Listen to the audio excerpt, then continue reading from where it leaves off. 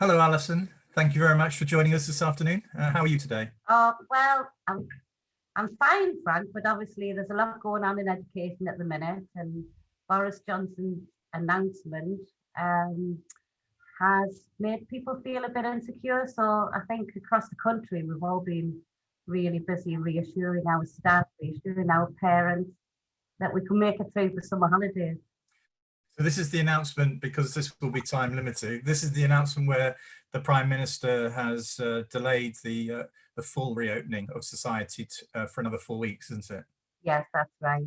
Yeah. And yeah, we're all having to deal with that, but actually nothing's changed in terms of education. That's a great thing. I looked at the children this morning and they all came skipping in, blissfully unaware that anything was happening in the world.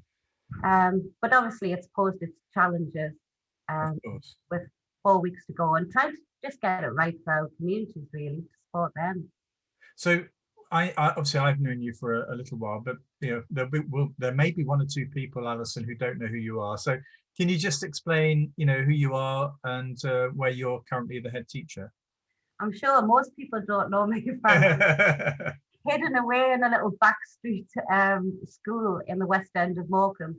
So I've been in education 32 years, a long time. I was just thinking today how much has changed over the 32 years, and I can only summarise it by saying I actually predate the photocopier. When I first came into teaching, there was only, you remember it, Frank, but I'm sure there's a lot of people out there that don't. We only had a bander machine to produce any form of material. And of those, I've been a head teacher for 18 years now, so a long time. And I've always worked in socially deprived schools. And basically, that's why I got into education. And it's still my driver today, actually. It's what gets us out of bed in the morning and come into school and actually address some of those inequalities, not just in education, but in our communities, and give our children and parents full access to everything that's on offer. Oh, I can tell from your accent that that's not a Morecambe accent, is it? Certainly not, Frank. I'm from the Northeast originally. The accent's never gone because I did have a season ticket for Newcastle, my beloved Newcastle United, even though they haven't always been the best players up until a few years ago. So I always travelled back home. And also, my best friends are still there, and we all grew up on the same street. So Newcastle's been like a real bolt hole for me. I always go back and feel like I'm getting a real sense of community and a sense of perspective again. Do you see the same sort of similarities then? Are the similarities between the northeastern communities and those, because that many, I suspect some of those are obviously coastal communities, and the northwest coastal community where you are now, or are there some subtle differences? There are differences and similarities. I think I actually was from County Durham, and we saw that area go through huge change, not Durham city itself, but the surrounding areas, because I came from a little mining village, and obviously when the mines closed, it caused a lot of deprivation. But actually, the same as the Northwest in Morecambe, with the prospect, well, we are getting even north, that has been promised, and we were working on that. There's been a lot of regeneration. But the thing is, the communities still exist as really strong communities. And I sometimes think, Frank, that we hear a lot of bad news about young people and socially deprived communities. But there's a lot of strength there, and that's what I love about working in them. Not just because they're familiar, because I think people do look after each other, and they do have a sense of place, and they do have a sense of pride in where they're from as well. And so I came from Newcastle, but I'm still feel really privileged to work here in a similar community. No, I just to let everyone know, Alison and I met when I led an inspection when I was working for Ofsted at Alison's current school. And I think one of the things that struck me very deeply was this sense of the way that the community, the locality, how that was integrated into your sort of curriculum planning And I know you've taken that further, haven't you? Perhaps could you just explain a little bit about why that's crucial and how you sort of make that community relevant to your children? Well, we've called it different things over the years, haven't we? We used to call it community education, now we call it place-based learning. But we want to give the children a real understanding of where they're from, and that they can make that, we used to call it a positive contribution. It was the Every Child Matters, that the children are actually actively involved in their curriculum. And they have a great understanding of not just the knowledge historically, but how they can contribute and make a difference in their communities. And I think it has to start from where they live, because we often start wider. So we look at the national curriculum and think, we need to do that. It's about stripping away that and thinking, what do the children need to learn and why do they need to learn it? And I think the key word is relevance. How relevant is the curriculum that we're giving children in a 21st century? Because actually, especially because of COVID and the economy and jobs, children are going to have to move. The likelihood of getting a full-time job for life is very unlikely. So what are the other skills that we're giving them to prepare them for this 21st century world, and the adaptability, and I think as well, the creative thinking? But instead of just looking at the community and saying, well, that's no good, we don't like that, the children need to say that they're the ones that's going to have an impact in the future. And we can see that through the Eden North curriculum and developing a coastal curriculum. So it gives children a reason to stay in Morecambe and actually have a great sense of pride in it. I don't believe in the politics of poverty. I believe in the school being a real bolt-hold, right sitting in the centre of their community as a sense of pride. And all of that is built on really good relationships. I've never seen in a school that anybody ever says, everybody's mission statement is, we welcome people, we have a creative curriculum. But sometimes you need to strip that back and say, how does our community feel about the school? And is there a sense of pride there? So how's your understanding of that role, the school within the community, changed over your years as a head teacher? How's that evolved? I don't think it's ever changed. I think it's something that I set out to do that was really, really important. Because I could see that in my own community, that the school was always a focus in many different ways. And a sense of support, I think, for parents and children, and for children to reflect. But at the heart of that, there's got to always be the basic skills. I'm not substituting one thing or the other. And I think this argument gets confused, that you say that and it's like you care more about that than you do about basic skills. But obviously they need to come together, because the children being numerate and literate gives them access to society. Yes, it's interesting. I mean, I think we've suffered in education from, I don't know if you agree, from either you're this or you're that. And actually, a colleague we know often talks about there's nothing wrong in grey. It doesn't have to be black and white, you know. And actually, I think most head teachers and teachers are working their way through a grey, foggy period most of their lives, you know. And actually, they're moving from one position to another, but not dramatically. So that for the learner, it's probably, you can't perceive it, but it does seem as though, you know, I think teachers are reflecting on that and thinking, I probably need to do a bit more of this or a little less of that. I think, yeah, I think talking about teachers as well, not leaving teachers out of it, because we need to feel that joy. We need to feel fun in education, you know, and really need to engage with it ourselves. And we really need to feel like what we're teaching is not only relevant, but it's sticky learning that will have an impact on the children's lives in the future. And I think we need more of that engagement for teachers and access to professional development, even now, even also now. We'll get on to some of the work you're doing with regard to developing teachers after I ask the next question, which is around, you mentioned before about Eden North, which, I mean, I think you're a strong supporter of that initiative. I mean, it'd be interesting, Why do you think that's such an important thing for Morecambe?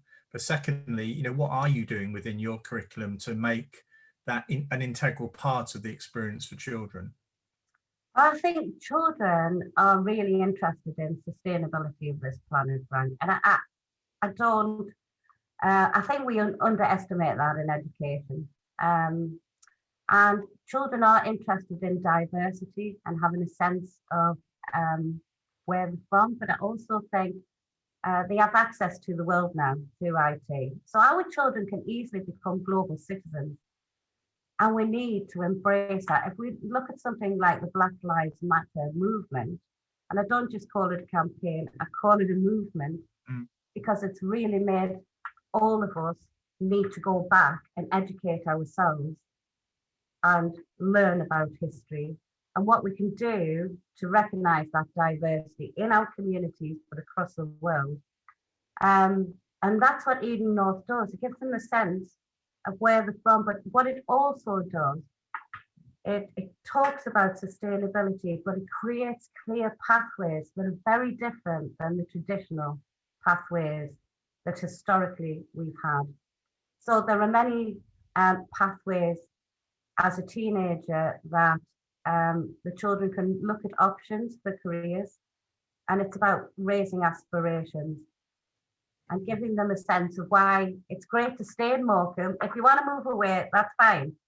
Wonderful. If you want to go to university, that's fine. But if you want to stay, here are some options of how you can work within our community, of how you can develop yourself. And I think that's something that's not traditionally been tested. And we have a wonderful leader, Linda Pye, who works at the school in Lancaster, who's leading us through that.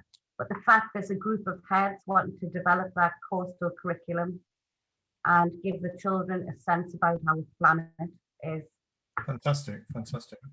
I mean, you mentioned there about other colleagues that you're connected with. Can you just give us a feel for the way in which your school connects with others, not just in Morecambe, but more regionally, I suppose?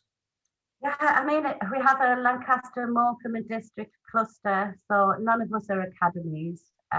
We work seamlessly together, and our aim is that every child in the area has equality of access, no matter which school they choose. So instead of working on that, obviously we've got to have children in our schools, and we're very individual, which is wonderful, because parents will choose the school due to the school's individuality.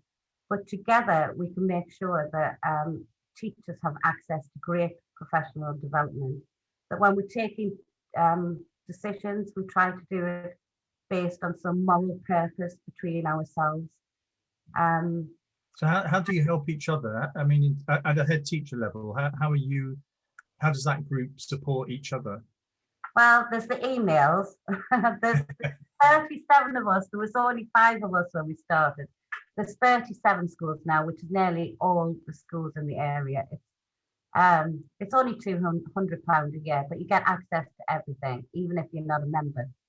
But a good classic example is just on Monday, we had Jonathan Lear, who, if anybody's listened to this, I would recommend absolutely talking about curriculum.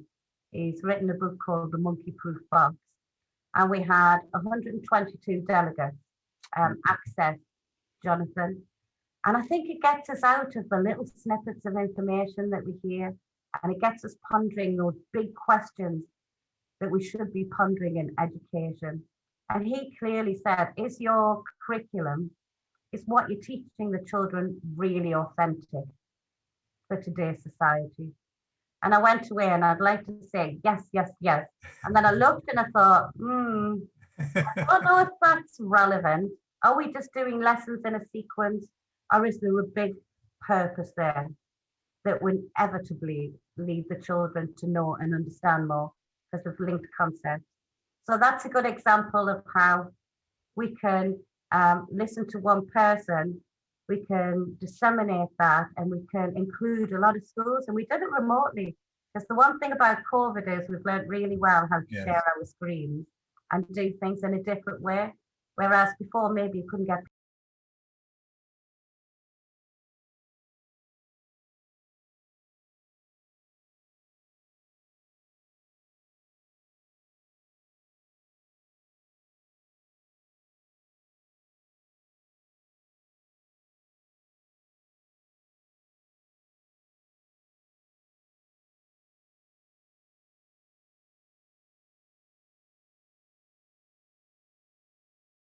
like bells are irrelevant now in this school. Now, I was listening to that about 20 years ago. Why do we have bells? And we couldn't get rid of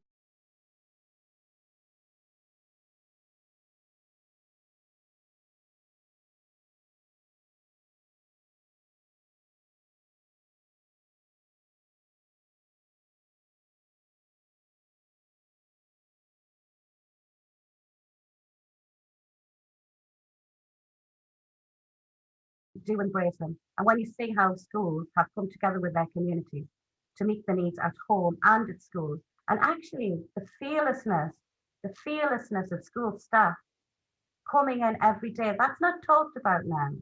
When the rest of society shut down, the schools have always been open, and they were open during the holidays. And actually, we need to celebrate that bravery we have, because sometimes it feels a little bit scary. Yeah. And I don't think we realised how brave and fearless we could be until COVID. And now I think the government's going to have a difficult job trying to rein us back in. But that's a good thing, because we can't do it different ways.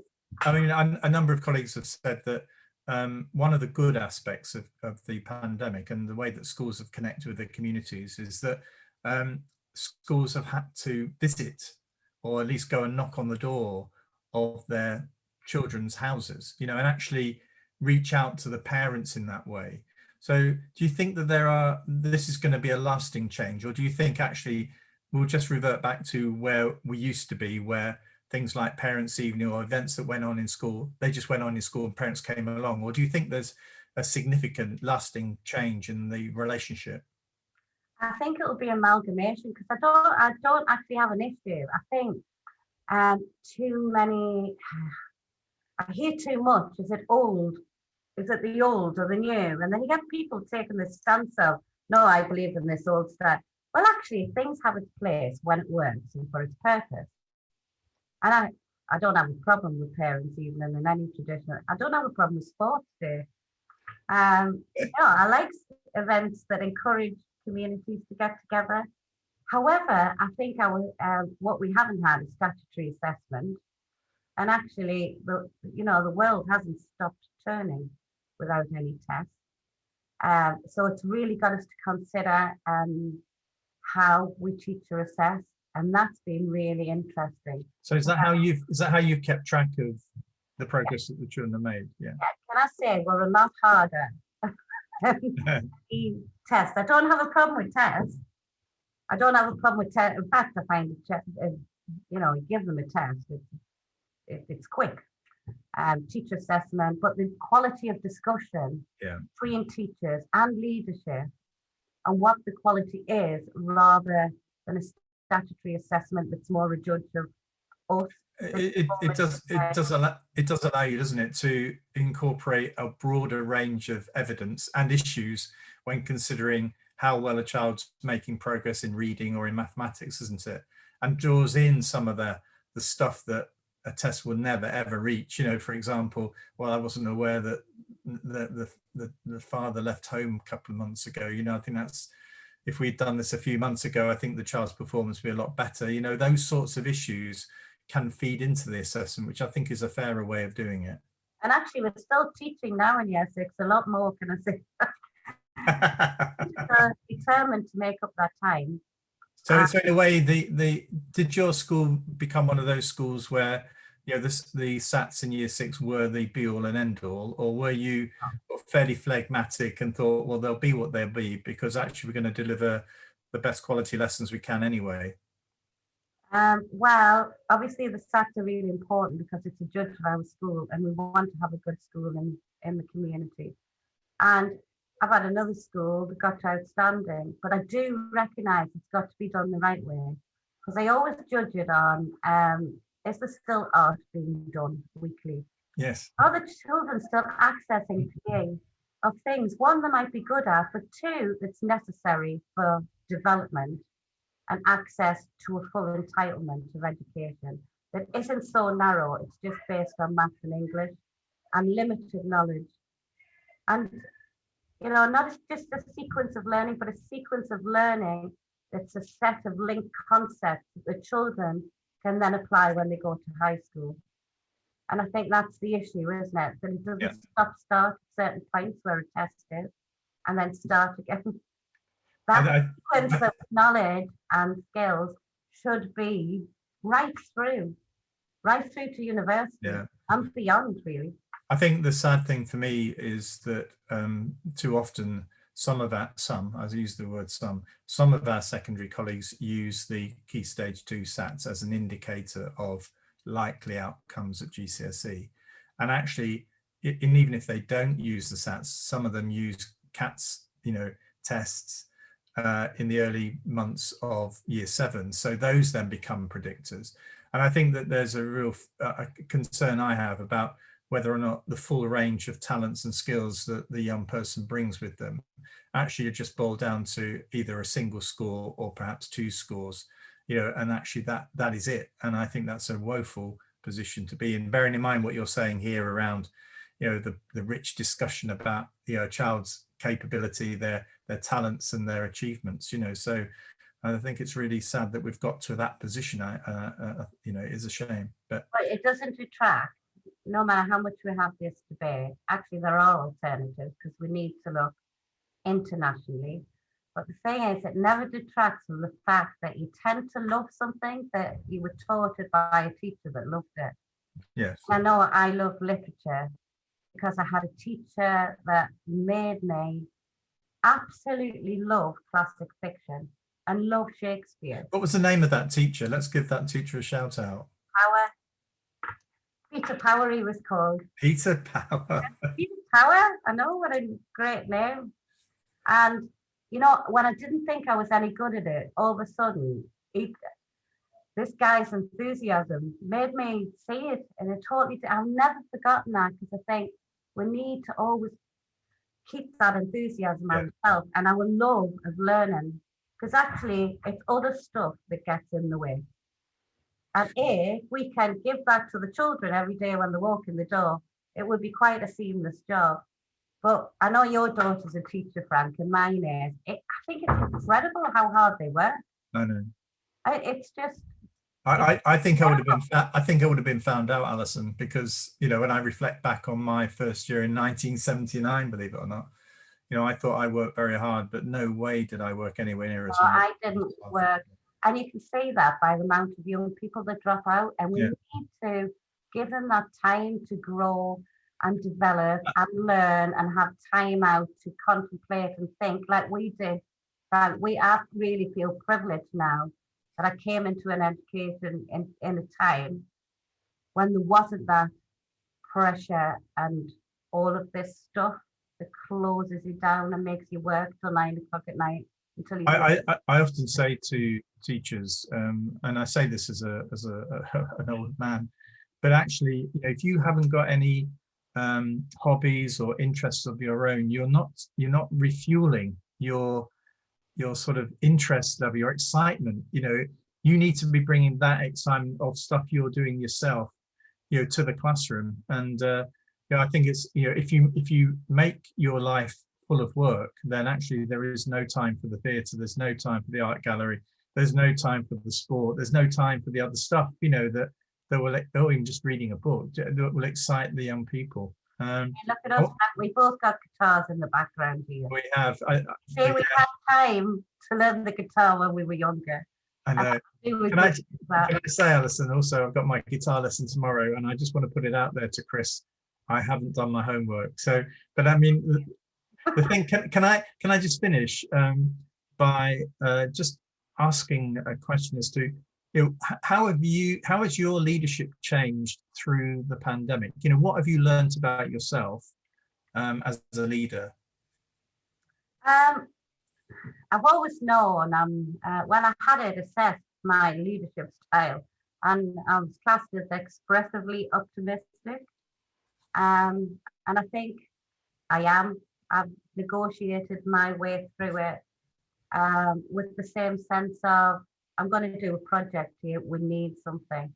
So we've done afternoon tea and we deliver it to every house.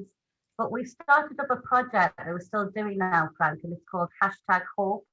And at first I was thinking, hope is that we're not a religious school, we're not a denominational school. So is that And then I looked up the definition and said, something that you want to happen, but you expect to happen. And I thought, wow, that's so powerful. So throughout it, we've tried to bring the community back together with projects that they can engage in. Because actually, if the children are happy, parents tend to be happy. We're all like that. If they're engaged, then it's purposeful. Yeah.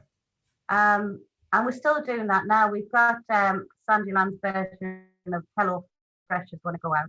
So we called it Let's Get Growing with Sandyland. So they're going to do some cooking and growing all their own herbs and provide everything for the community. And I think these practical projects, and like I said, other schools have done other amazing things. And I thought, wow, look at those assemblies they've done remotely. And look at those virtual parent tours. I think everybody's done it in their own way, but it's been incredible what has been achieved in such a short time. As for my style, it's probably the same now as 32 years ago, because I do try and bring a sense of let's not worry about that so much. Let's just wait and see what happens. I think I get that off my dad. I'm quite practical, Frank. Well, can I thank you very much, Alison, for your time this afternoon. And I hope everybody's got a sense of what a special place your primary school is, and how optimistic and upbeat you are. So thank you very much, Alison, and thank you everybody for watching. Thank you, Frank. Nice to talk to you. And you. Bye. Bye. Bye.